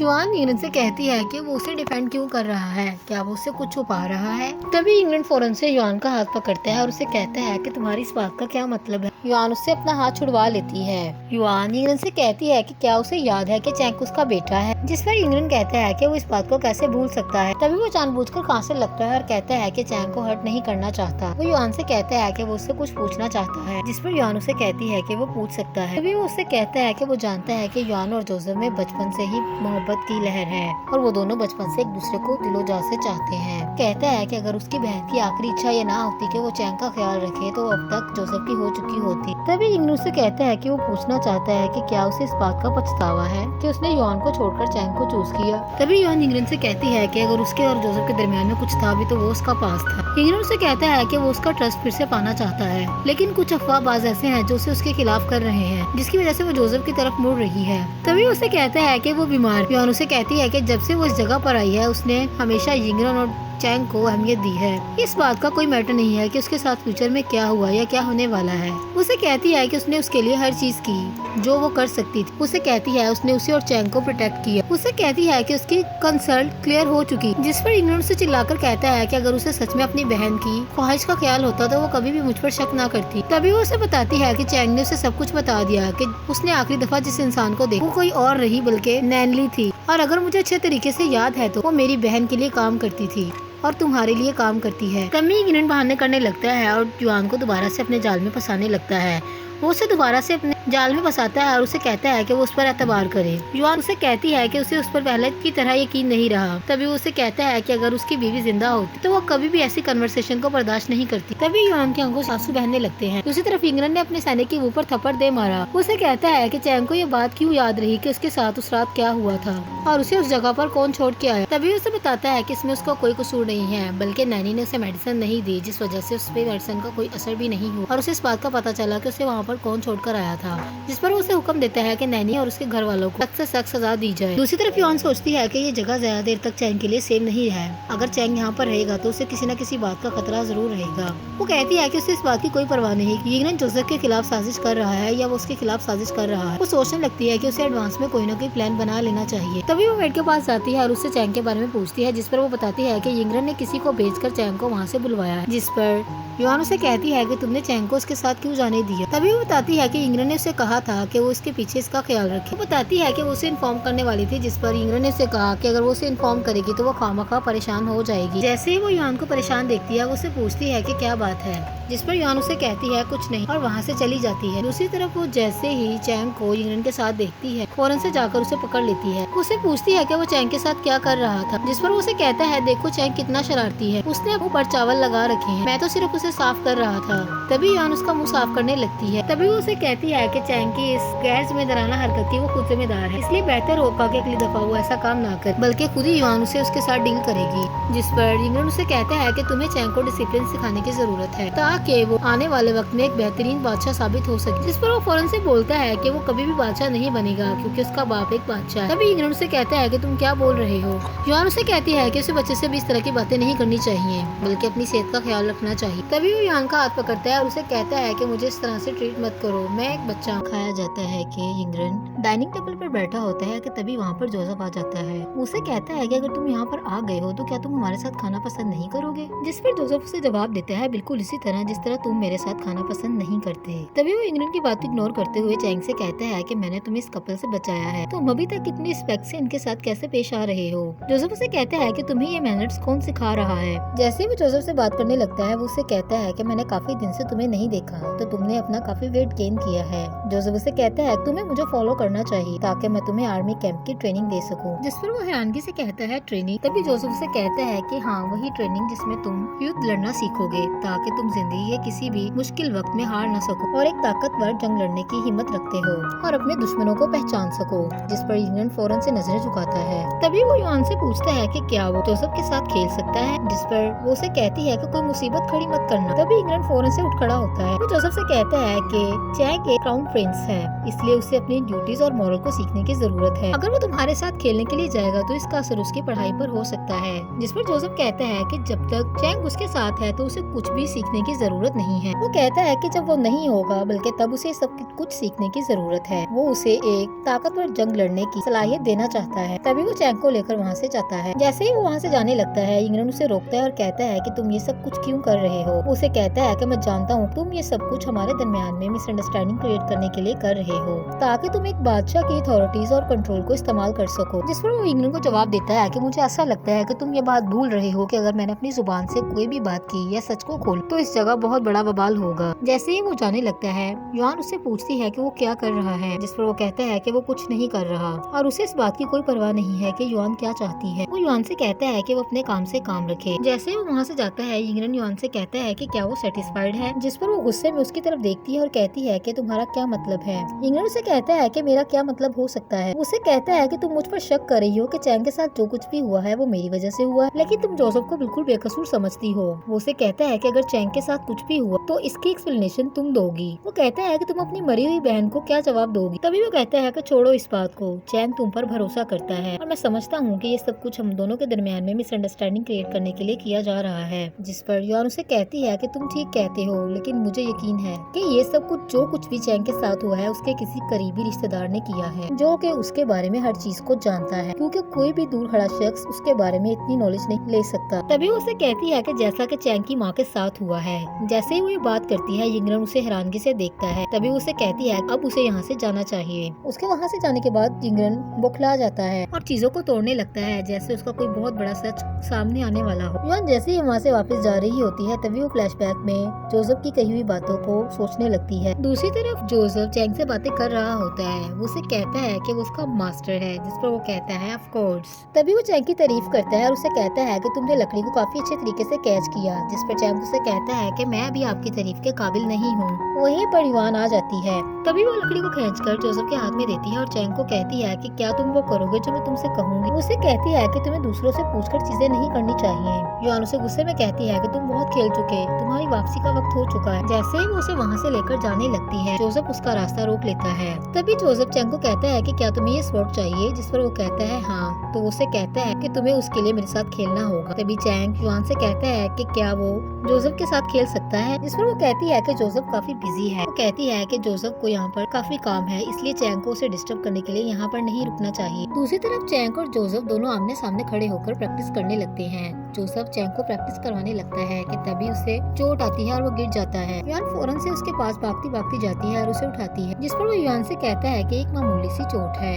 युआन गुस्से से जोसेफ की तरफ देखती है और उसे कहती है कि चैंग सिर्फ एक बच्चा है, वो उसे ये सब कुछ सिखाने की कोशिश ना करे तो ज्यादा बेहतर है। जिस पर जोसेफ उसे कहता है कि जब ये जिंदगी और मौत की जंग को लड़ेगा तो कैसे जीतेगा। अगर कोई इसे मारना चाहता हो तो ये अपनी जान को कैसे बचाएगा। वो उसे कहता है कि तुम्हें इसकी मामूली सी पेन पर इतना रिएक्ट नहीं करना चाहिए। तभी वो उसे दोबारा से स्वॉर्ड देते हुए कहता है कि हमें कंटिन्यू करना चाहिए और चैंग दोबारा से कंटिन्यू करता है। वो गिरता है और बार बार उठकर कोशिश करता है। युआन ये सब देखकर घबरा जाती है, लेकिन चैंग बिल्कुल भी हिम्मत नहीं हारता। तभी चैंग जोसेफ पर हमला करता है और जहाँ पर उसके पहले से चोट लगी होती है वहीं पर हिट करता है, जिससे उसे काफी पेन होती है। तभी युआन फौरन से उसके पास जाती है और उसे कहती है कि क्या उसे दर्द हो रहा है, जिस पर जोसेफ उसे कहता है कि तुम्हें अगर मेरे बारे में चिंता करनी है तो तुम्हारे हाइनेस को बिल्कुल भी ये अच्छा नहीं लगेगा। युआन उसे कहती है कि एक बच्चे की ताकत ने तुम्हें बुरी तरह हर्ट किया है। तभी जोसेफ उसे कहता है कि तुम बास्टर हो, तुमने मेरी चोट पर हिट किया है, जिस पर वो कहता है कि मैं माफी चाहता हूँ। वो ऐसा बिल्कुल नहीं चाहता था। तभी जोसेफ उसे कहता है कि तुमने मुझ पर कैसे अटैक किया। जैसे ही वो उसे बताने लगता है कि उसने धोखे से उस पर अटैक किया, तो उसे कहता है कि ये बात वो जानता था, क्योंकि वो यिंगरन का बेटा है और वो जानता है कि किसी की कमजोरी पर कैसे वार करना है। युआन उसके मुंह की तरफ देखती है और उसे कहती है कि क्या वो अपनी चोट दिखाना चाहेगा। तभी वो फौरन से अपने सैनिक को आवाज देता है और उसे कहता है कि यहाँ से चैंग को ले जाए, क्योंकि वो युआन के साथ कुछ डिस्कशन करना चाहता है, जिस पर वो चैंग को कहती है कि वो यहाँ से चला जाए। दूसरी तरफ युआन उसके जख्म की मरहम पट्टी करती है। वो मोहब्बत भरी निगाहों से उसकी तरफ देखता है, उसे आवाज देता है, जिस पर वो कहती है कि क्या तुम्हें दर्द हो रहा है, तो वो कहता है नहीं। तभी युआन फ्लैशबैक में देखती है कि जब वो 8 साल पहले बोनफायर के पास बैठी होती है, तभी एक व्यक्ति पीछे से आकर उसका मुंह दबाता है और उसे वहाँ से ले जाता है। जैसे वो उस जगह से लेकर जाता है, वहाँ पर कुछ सैनिक आते हैं। असल में वो व्यक्ति जोसेफ होता है। वो उसे कहता है कि अगर वो अपनी जिंदगी चाहती है तो आवाज को बंद रखे। और जैसे ही वो वहाँ से जाते हैं, युआन जोसेफ से पूछने लगती है कि तुम कौन हो, तो वो बेहोश होकर उसके शोल्डर पर गिर जाता है।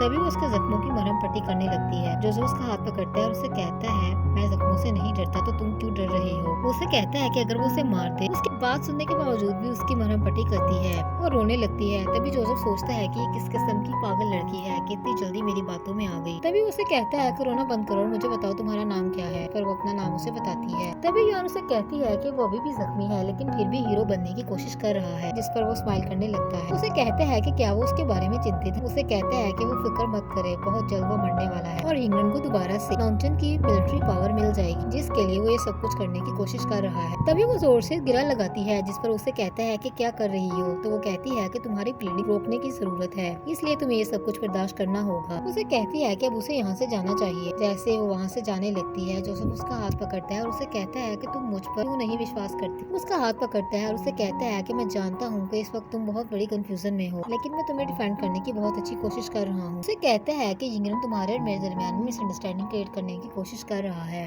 तभी वो यान से कहता है कि अब उसका क्या प्लान है, क्या वो उसके साथ नहीं रहेगी। जिस पर वो कहती है कि वो सिर्फ चैंग को बचाना चाहती है और वो नहीं चाहती कि चैंग को किसी भी किस्म की मुश्किल का सामना करना पड़े। उसे कहती है कि वो जो भी चैंग को सिखाना चाहता है सिखा सकता है। उसकी आंखों में देखता है और उससे कहता है कि वो बहुत ही रोमांटिक पर्सन है और वो लड़कियों की खूबसूरती पर अपना दिल हार देता है। जिस पर युआन उसे कहती है कि फ्लर्ट करने की कोशिश मत करो वरना तुम बहुत बड़े नुकसान में फंस सकते हो। अभी वो बात कर ही रहे होते हैं कि तभी वहाँ पर चूली के साथ चैंग आ जाता है, तो वो दोनों ठीक होकर बैठते हैं। तभी वो चूली से कहता है कि क्या वो एक बच्चे को भी नहीं देख सकता। जिस पर वो कहता है कि वो अपनी माँ को ढूंढ रहा था इसलिए यहाँ पर चला आया। तभी चैंग जोसेफ से पूछता है कि वो कैसा फील कर रहा है। जिस पर वो कहता है कि मैं तुम्हारी माँ का शुक्रगुजार हूँ कि उसने मेरी मरहम पट्टी और मैं अभी तक जिंदा हूँ। तभी वो दोबारा से चैंग के साथ लड़ने लगता है, जिसमें युआन भी उनके साथ होती है। ये दूर खड़ा ये सब कुछ देख रहा होता है और जेलस होता है। उसे युआन पर बहुत गुस्सा आता है। तभी वो अपने सैनिक से कहता है कि देखो वो तीनों एक फैमिली की तरह लग रहे हैं और उसे ऐसा लगता है कि वही यहाँ पर एक दिखाया जाता है कि युआन जोसेफ के बारे में सोचती है। जब वो उसे कहता है कि वो उस पर विश्वास क्यों नहीं करती, युआन जोसेफ की ओर देखती है और उसे कहती है कि आज उसकी वजह से वो मुश्किल में है। चैंग जैसे ही उठेगा वो उसको यहाँ पर वापस बुला लेगी। तभी जोसेफ उससे पूछता है कि क्या वो अभी तक उस पर विश्वास नहीं कर पाई। जिस पर वो कहती है कि वो सिर्फ ये चाहती है कि वो बिल्कुल ठीक हो जाए। यार उसे कहती है कि वो नहीं चाहती कि वो अपने विश्वास की वजह से जोसेफ को खो दे और उसे मौत के मुंह में धकेल दे। वो उसे कहती है कि वो उसकी मौत की वजह नहीं बनना चाहती। तभी जोसेफ उसे इमोशनल होकर अपनी ओर खींचता है और उसे अपने गले से लगा लेता है। युआन रो रही होती है, उसकी आंखों में आंसू होते हैं और जोसेफ के गले लगते ही वो फूंड फूंड कर रोने लगती है। तभी युआन रोते उसे कहती है कि तुम मुझे छोड़कर कभी मत जाना। जिस पर जोसेफ उसे कहता है कि वो उसे कभी नहीं छोड़ेगा, चाहे वो खुद भी उसे कुछ भी कहे। दूसरी तरफ वो अपने सैनिक को एक खत देते हुए कहता है कि तुम मुझे ये बताओ कि कितनी सच्चाई और कितनी झूठी रिपोर्ट है। जिस पर वो उसे बताता है कि डकलू के पास कोर्ट की अपॉर्चुनिटी मौजूद है, इसलिए हम इस रूल को तोड़ते हुए उसको टेस्ट नहीं कर सकते, चाहे कुछ भी हो जाए। जूली उसे बताता है कि उसके पास सोल्जर की एक बड़ी फौज है जो कि इस वक्त उसके अंडर काम कर रही है। वो कहता है कि अगर हमने उसके साथ युद्ध करने की सोची तो हम डिसएडवांटेज हो सकते हैं। जूली जोसेफ को बताता है कि इस लेटर के अकॉर्डिंग वो अपनी बेटी को हॉस्टेज भेजेगा ताकि वो अपनी डेलीकेशन को इम्प्रूव कर सके। जूली जोसेफ से कहता है कि डकलू की बेटी के बारे में तुम्हारा क्या ख्याल है। जिस पर वो कहता है कि वो अपनी बेटी को एक मोहरे के तौर पर इस्तेमाल कर रहा है। जोसेफ कहता है कि हम इस खेल को खेलेंगे और देखेंगे कि इसमें कितनी सच्चाई छुपी है। वो जूली से कहता है कि वो हर खबर पर नजर रखे और उसे हर इंफॉर्मेशन से सहमत करता रहे। दूसरी तरफ डकलू की बेटी इंग्लैंड के पास जाती है। उसे कहता है कि उसे बिल्कुल भी अंदाजा नहीं था कि वो इस तरह ट्रैप होगी। तभी वो उसे गुस्सा दिलाता है। जिस पर वो कहती है कि लोग सिर्फ अपनी गलतियों से अपने आप को मुश्किल में डाल रहे हैं। उन्हें क्या लगता है कि वो ये सब करके खरगोश के बिल में छुप जाएंगे और मैं उन्हें नहीं ढूंढ पाऊंगी। वो कहती है कि वो वापस आ चुकी है और वो अपने साथ हुई हर ज्यादती का बदला लेगी। जिस पर इंग्लैंड स्माइल करता है। तभी वो उसके पास जाता है और मकारी से उसकी पीठ में छुरा घोंपते हुए कहता है कि मुझे लगता है कि तुम्हारे पास दूसरा चांस नहीं होना चाहिए। तभी वो वहीं पर गिरकर बेहोश हो जाती है और उसके मुंह से खून निकलने लगता है। तभी उसे टांग मारता है और कहता है कि तुमने युआन के साथ कुछ भी गलत करने के बारे में कैसे सोचा। तभी वो अपने सैनिक को कहता है कि डकलू को खबर कर कि नानचन के शहजादे ने उसकी बेटी को मार डाला और उसके साथ उसकी ताजियत भी भेजी जाए। दूसरी तरफ जैसे ही डकलू के पास खबर पहुंचती है वो अपनी बेटी का नाम पुकारने लगता है और गुस्से से बेचैन हो जाता है। तभी उसे जोसेफ पर गुस्सा आता है और उसे कहता है कि उसे जान से मार डालेगा और अपने बदले की आग को उसके खून से बुझाएगा। दूसरी तरफ जूली जोसेफ को बताता है कि कल रात इंग्लैंड का सैनिक डकलू से मिलने के लिए गया और उसे राया की मौत की खबर दी। जूली कहता है कि मुझे ऐसा लगता है कि इंग्लैंड का सैनिक ऑलरेडी ये सब कुछ जानता है और वो इस चाल में उसके साथ शामिल है। तभी जोसेफ जूली को कहता है कि तुम अभी भी बचे हो, तुम जानते हो कि उसके सैनिक को इस बात का पता है कि कोर्ट की लॉयल्टी का क्या मतलब है। उसे कहता है कि अगर वो उसके साथ इस खेल में शरीक होता तो क्या वो डकलू से मिलने के लिए जाता। तभी जूली गुस्से में आता है और कहता है कि हमने लाखों दुश्मनों को मार डाला है, हमने इंपीरियल सिटी की आर्मी को बहुत कुछ सिखाया है और उन्हें मुसीबतों में लड़ने का हौसला दिया है। हमने आज तक अपनी हर मुमकिन कोशिश से अच्छा करने की कोशिश की है, लेकिन वो सिर्फ बादशाह का कुत्ता बना है और वो सिर्फ हमें मारना चाहते हैं। तभी जूली इमोशनल हो जाता है। जोसेफ उसे समझाते हुए कहता है कि हमें हिम्मत से काम करना चाहिए और अपनी आंखें खुली रखनी चाहिए। इस वक्त हमें दिमाग से काम करने की जरूरत है। जिस पर जूली कहता है कि उसे इस बात का बिल्कुल भी अंदाजा नहीं था कि ये लोग इतनी गिरी हुई हरकत भी कर सकते हैं। वो कहता है कि क्या आप इस बात को एक्सपेक्ट करते हैं। वो कहता है कि इंग्लैंड ने आज तक सिर्फ बातें की हैं और हमने आज तक वो सब करके दिखाया है जो कि उसकी जिम्मेदारी है, और वो हमारे साथ इतना जुल्माना सलूक कर रहा है, तो इस वक्त हमें उसकी परवाह करने की जरूरत नहीं है। जूली जोसेफ से कहता है कि अगर यही सब चलता रहा तो वो हमें और इस्तेमाल करेगा। वो जोसेफ से कहता है कि एक दिन हमारा नामो निशान खत्म हो जाएगा, जिस पर जोसेफ गुस्से से उसे कहता है कि तुम ये क्या बोल रहे हो। दूसरी तरफ देखा जाता है कि जूली सिले से बात करता है और उसे कहता है कि जब भी तुम शादी करो तो एक स्कॉलर से बिल्कुल नहीं करना, क्योंकि वो इस मटेरियल आर्ट को नहीं जानता कि तुम्हें कैसे प्रोटेक्ट करना है। उसे कहता है कि तुम बिल्कुल भी इस तरह के आदमी से शादी मत करना जिससे तुम्हारी परवाह ना हो। जूली से कहता है कि लड़कियां इस किस्म के मर्द से बिल्कुल शादी नहीं करती जो कि उन्हें अफोर्ड नहीं कर सकते, और ना ही उन फेस पाउडर और मेकअप को अफोर्ड कर सकते हैं, उनके कपड़े, जूते और उनकी बहुत सारी और चीजों को, जिस पर जिले स्माइल करने लगती है। उससे कहती है कि ये क्या है, जिस पर वो अपने कंधे से एक बोरी उतारते हुए उसे देते हुए कहता है कि ये कुछ कपड़े हैं जो मैंने तुम्हारे लिए तैयार किए हैं, जिस पर वो खुशी से कहती है मेरे लिए। वो उसका धन्यवाद करती है। जैसे ही जिले वहाँ से जाने लगती है, जूली से कहता है कि जैसे ही सब कुछ सॉल्व होगा और सेटल डाउन होगा वो इससे दोबारा लेने के लिए आएगा। तभी वो जिले को जाते हुए देखता है। तभी जूली पर हमला करने के लिए यिंग का सैनिक अपनी फौज ले आता है और उसे कहता है कि इसे मार डालो। जैसे वो उसकी तलवारें लेकर बढ़ते हैं, उसे जोसेफ की कही हुई बात याद आती है, जिसमें वो कहता है कि क्या तुम्हें किसी चीज का खौफ है। तभी वो जोसेफ से कहता है कि तुम जानते हो कि मैं मौत से नहीं डरता। तभी जोसेफ से कहता है कि जब तुम किसी को बचाना चाहो तब तुम्हें पता चलेगा कि खौफ क्या होता है। तभी वो फ्लैशबैक में जिले के बारे में सोचता है और उसके साथ हुई मुलाकातों के बारे में सोचता है। दूसरी तरफ जिले चैंग को अपनी बाहों में लिए घोड़ा गाड़ी में बैठी होती है और युआन के बारे में सोचती है। दूसरी तरफ जोसेफ को सजाए मौत सुनाई जाती है। उसे कहा जाता है कि रोया के साथ इस तरह की ज्यादती करने के जुर्म में उसकी गर्दन उड़ाने का हुक्म है। जैसे ही उस पर हमला होता है वो अपनी तलवार निकालता है और युद्ध को अच्छे तरीके से लड़ता है। दूसरी तरफ युआन इंग्लैंड के पास जाती है, जिस पर वो कहता है तुम आ गई। तभी वो उसके सामने घुटनों के बल बैठ जाती है। उसे कहता है कि वो क्या कर रही है। वो उसे गेट ओपन करने के लिए बोलती है, जिस पर वो कहता है क्या तुम जानती हो कि बाहर के हालात क्या है। जिस पर वो कहती है कि ऑफ कोर्स वो जानती है। वो उसे कहती है कि वो नानचन की आर्मी के लिए एक चांस चाहती है। वो कहती है कि चूली के बगैर नानचन की आर्मी को यहाँ से ट्रांसफर न किया जाए। वो गिड़गिड़ाते हुए उसे कहती है कि उस आर्मी में अभी तक इतनी एबिलिटी है कि वो सरवाइव कर सके। जिस पर इंग्लैंड अपना मुंह फेरता है। वो कहता है कि अगर वो ऐसा अलाउ ना करे तो। जिस पर युआन उसे कहती है कि तुम सच में बीमार हो। उसे कहती है कि तुम चैंग की फिक्र मत करो, वो बहुत सेफ जगह पर मौजूद है। वो कहती है कि वो हमेशा इंग्लैंड की साइड पर रहेगी। तभी वो उसे कहता है कि तुम मेरे साथ सिर्फ चैंग की जिंदगी की वजह से हो। वो कहती है कि वो जानती है कि वो उसके लिए बहुत पॉसेसिव है, लेकिन वो उसे मरता हुआ नहीं देखना चाहती। वो कहती है कि उसने हमेशा जोसेफ को हर्ट किया और उसकी इंसल्ट की है, और उसने अपने साथ होने वाले हर जुल्म में उसको जिम्मेदार ठहराया है, लेकिन अभी तक वो जिंदा है और उसने हमेशा उसकी प्रोटेक्शन की है। वो कहती है कि वो जानती है कि चीजें नामुमकिन हो रही हैं उसके और जोसेफ की जिंदगी के दरमियान। कहती है कि वो कुछ ज्यादा नहीं चाहती, लेकिन उसका ब्रदर इन लॉ होने के नाते और उसकी बहन का एक शौहर होने के नाते वो उससे सिर्फ इतना चाहती है कि वो उसे और मुश्किल में ना डाले। युआन कहती है कि वो जोसेफ के लिए इंग्लैंड से रिक्वेस्ट करती है, जिस पर इंग्लैंड कहता है कि हम बहुत अरसे से एक साथ रह रहे हैं, लेकिन आज पहली दफा उसे महसूस हुआ है कि युआन इस किस्म की पर्सनैलिटी रखती है। वो युआन से कहता है कि वो उसके साथ कुछ देर ड्रिंक करने के लिए चले। अगर वो ऐसा करेगी तो वो ड्रिंक करने के बाद गेट्स को ओपन करने की इजाजत दे देगा, जिस पर वो उसका धन्यवाद करती है। दूसरी तरफ वो दोनों ड्रिंक करने लगते हैं। तभी इंग्लैंड उससे सवाल करता है कि वो जोसेफ से कितना प्यार करती है। उससे कहता है कि अगर वो सच में जोसेफ से मोहब्बत करती है तो उस इंग्लैंड को